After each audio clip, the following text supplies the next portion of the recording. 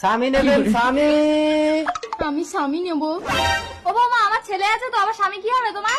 আপনার ছেলে তো বাইরে থাকে, সবসময় ঘুমানোর জন্য একটা স্বামী কিনে দিন না মা। ও ব্যাপারি, স্বামী কত করে? হ্যাঁ, কোনটা নেবেন বলুন? এইটা 20,000 আর এইটা 40,000। কেন কেন, দুটোই তো ছেলে, একটা 20,000 একটা 40,000 কেন? কারণ এটা অবিবাহিত আর এটা বিবাহিত। বিবাহিত ছেলের দাম বেশি? হ্যাঁ, কারণ অবিবাহিত ছেলেকে সবকিছু শিখিয়ে নিতে হবে, আর বিবাহিত ছেলে সব কাজ জানে, একে কিচ্ছু শেখাতে হবে না। মা আমি এই স্বামীটা নেব।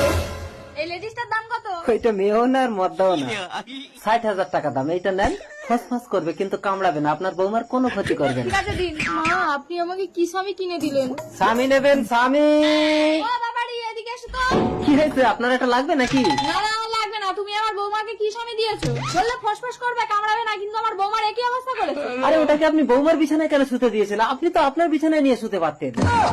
তাহলে তো আমারও এরকম অবস্থা হয়ে যেত। আপনার একটু হতো, কিন্তু আপনার বৌমাটা তো ভালো থাকতো।